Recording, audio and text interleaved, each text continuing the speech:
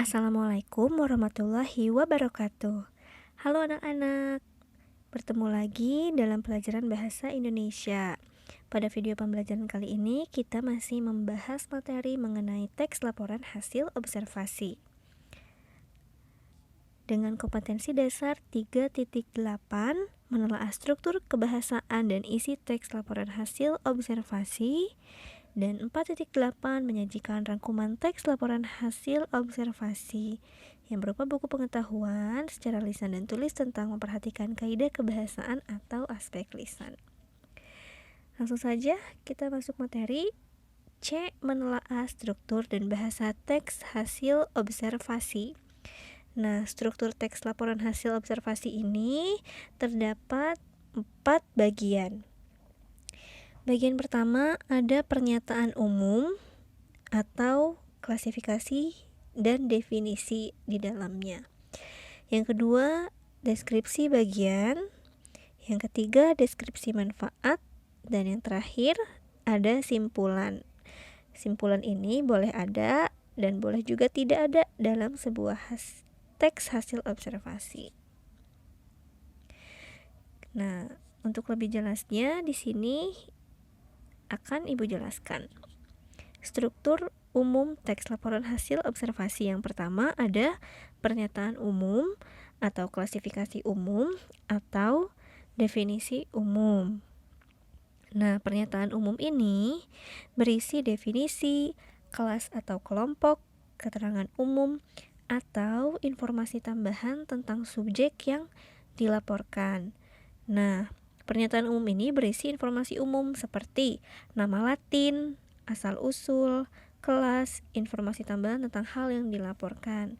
Nah, ciri bahasa dari teks laporan hasil observasi adalah menggunakan istilah dalam bidang ilmu tertentu. Definisi menggunakan adalah dan merupakan. Penggunaan kata yang sebagai pembeda pada kalimat definisi.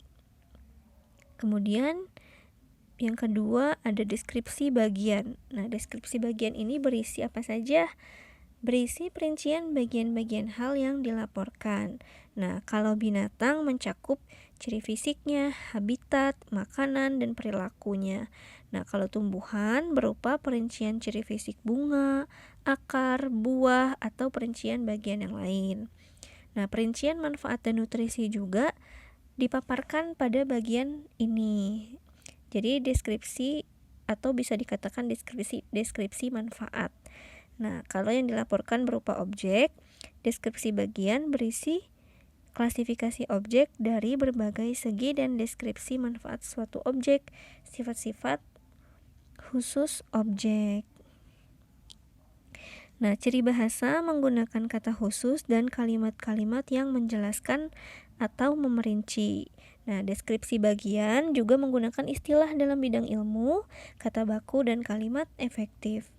Kata sambung yang digunakan ada yaitu, dan, selain itu, di samping itu, dari segi bla bla bla, rincian jenis kelompok pertama, kedua, dan lain-lain. Nanti kita pelajari lebih detail lagi mengenai istilah-istilah yang lain.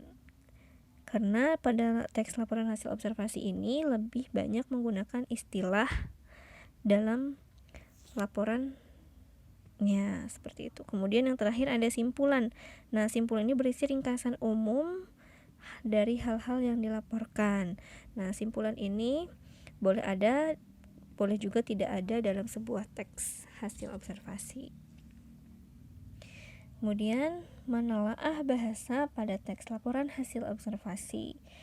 Dalam menelaah bahasa pada teks laporan hasil observasi ini, kalian harus memperhatikan beberapa hal. Kalian harus melakukan 6 hal. Yang pertama, mendaftar istilah pada teks hasil observasi. Yang kedua, menelaah untuk melengkapi teks laporan hasil observasi. Yang ketiga, menelaah dan memperbaiki kepaduan paragraf. Yang keempat, menyunting kalimat yang mengungkapkan klasifikasi. Yang kelima, menyunting kalimat, misalnya kalimat-kalimat yang boros.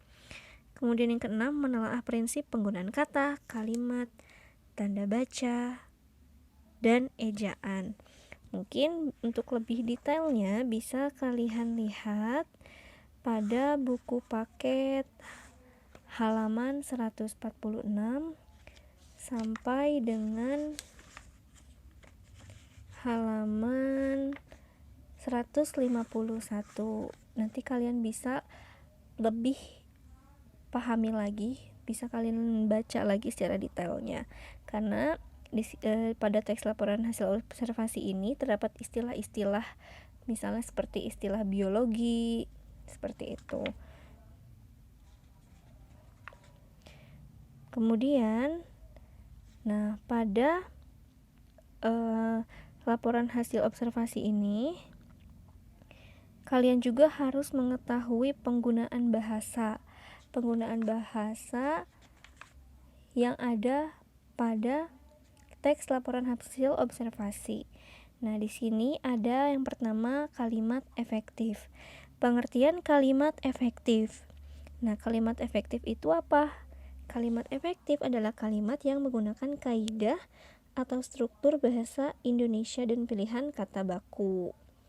Nah, ketidakefektifan kalimat dapat membuat pesan yang disampaikan pembicara atau penulis tidak sampai, sehingga akan beda maknanya saat ditangkap oleh pendengar atau pembicara. Nah, unsur-unsur kalimat efektif apa saja? Nah, sebuah kalimat ini dinyatakan efektif apabila mengandung beberapa ciri khas, yaitu kesepadanan struktur, keparalelan bentuk, ketegasan makna, kehematan kata, kecermatan penalaran, kepaduan gagasan, dan kelogisan bahasa. Nah, keparalelan itu apa sih? Nah, keparalelan ini adalah kesamaan bentuk kata yang digunakan dalam kalimat itu. Artinya, jika bentuk pertama menggunakan nomina, maka bentuk kedua dan selanjutnya juga menggunakan nomina. Begitupun dengan verba. Nah, bisa kalian lihat contohnya. Contoh keparalelan seperti ini. Hutan bakau dikelompokkan berdasarkan pembentukan, pasang surutnya air, dan cara memanfaatkan.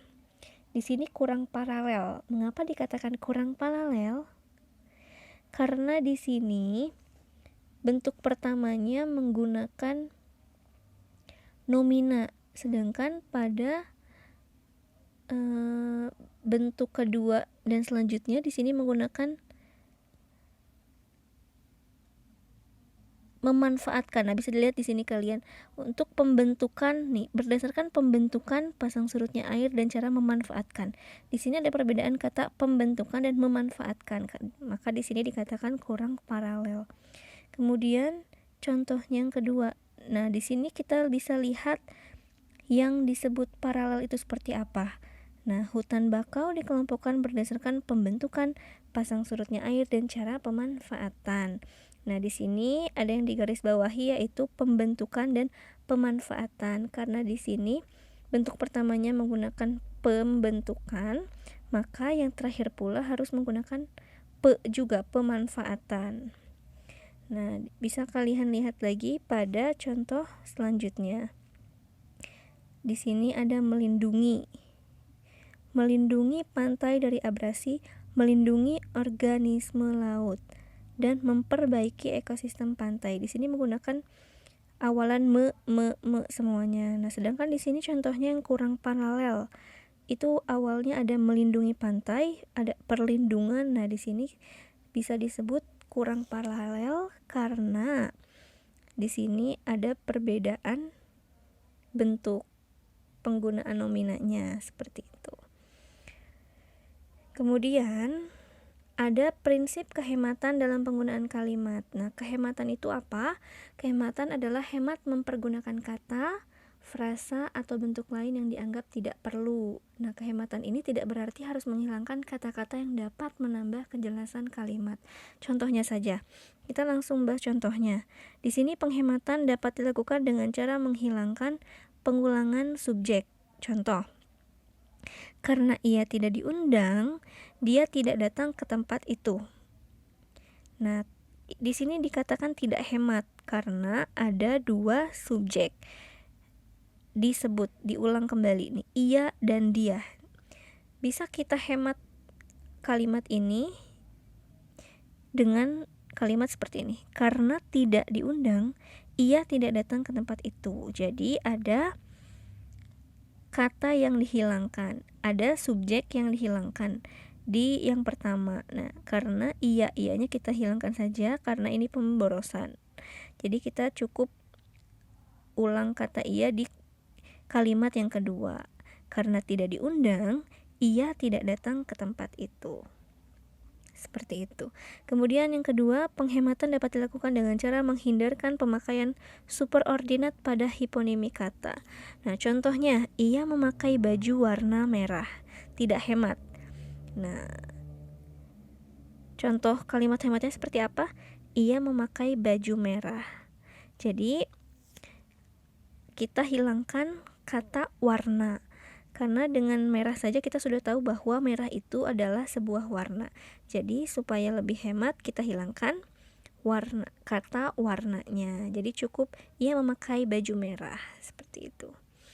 Kemudian yang ketiga, penghematan kata dapat dilakukan dengan cara menghindarkan kesinoniman dalam satu kalimat. Contohnya, sejak dari pagi dia bermenung. Nah, ini tidak hemat. Kemudian contoh hematnya seperti apa? Sejak pagi dia bermenung. Cukup sejak pagi. Tidak perlu pakai dari. Jadi darinya kita hilangkan. Nah, contoh lagi, semua itu disebabkan karena kurangnya disiplin. Nah, itu tidak hemat kalimatnya. Bisa kita hilangkan karena. Nah, bisa kita hilangkan kata karena. Nah, jadi lebih hemat. Contohnya, semua itu disebabkan kurangnya disiplin. Seperti itu. Jadi di sini ada kata yang dihilangkan supaya lebih hemat. Seperti itu. Kemudian yang terakhir, penghematan dapat dilakukan dengan cara tidak menjamakan kata-kata yang berbentuk jamak. Contohnya seperti apa? Para tamu-tamu datang tepat waktu. Nah, ini tidak hemat. Maka supaya lebih hematnya kita hilangkan tamu. Cukup karena di sini sudah jamak para tamu. Kalau para tamu itu berarti banyak tamunya. Jadi karena di sini para tamu-tamu berarti itu sangat boros kata. Jadi kita cukup dengan menghilangkan kata tamunya lagi. Jadi cukup para tamu datang tepat waktu. Jika memang kita mau memakai tamunya saja boleh, tapi paranya dihilangkan. Misalnya, tamu-tamu datang tepat waktu, boleh. Atau cukup para tamu datang tepat waktu. Nah, itu lebih hemat katanya. Seperti itu. Kemudian ada kecermatan. Kecermatan adalah bahwa kalimat itu tidak menimbulkan tafsir ganda dan tepat dalam pilihan kata. Contohnya ketinggalan di sini. Contohnya, mahasiswa perguruan tinggi yang terkenal itu menerima hadiah. Ini adalah kalimat yang salah. Karena ada yangnya bisa kita hilangkan supaya tidak ada tafsir ganda. Tadi adalah kalimatnya seperti ini. Mahasiswa perguruan tinggi yang terkenal itu menerima hadiah. Itu kalimat yang salah. Kalimat yang benarnya seperti ini. Mahasiswa perguruan tinggi terkenal itu menerima hadiah. Jadi yang dihilangkan adalah kata yang. Seperti itu, anak-anak. Kemudian yang D, merangkum dan menyajikan laporan hasil observasi. Nah, dalam menulis teks laporan hasil observasi ada 6 langkah yang harus kalian lakukan. Langkah pertama, menentukan topik yang akan ditulis. Langkah kedua, menyusun kerangka laporan. Langkah ketiga, menentukan informasi yang diperlukan dan cara mencari informasi. Yang keempat, menata informasi dan hasil rangkuman menjadi teks hasil laporan observasi. Yang kelima, menata informasi yang diperoleh sesuai struktur teks hasil observasi. Dan yang terakhir, memvariasikan kalimat dan pengembangan paragraf pada teks laporan hasil observasi. Baiklah anak-anak, mungkin cukup sekian video pembelajaran ini. Terima kasih atas perhatiannya. Mohon maaf jika ada yang masih kurang dapat dipahami. Boleh kalian bertanya pada forum pembelajaran WhatsApp group yang telah kita gunakan untuk berdiskusi. Terima kasih. Wassalamualaikum warahmatullahi wabarakatuh.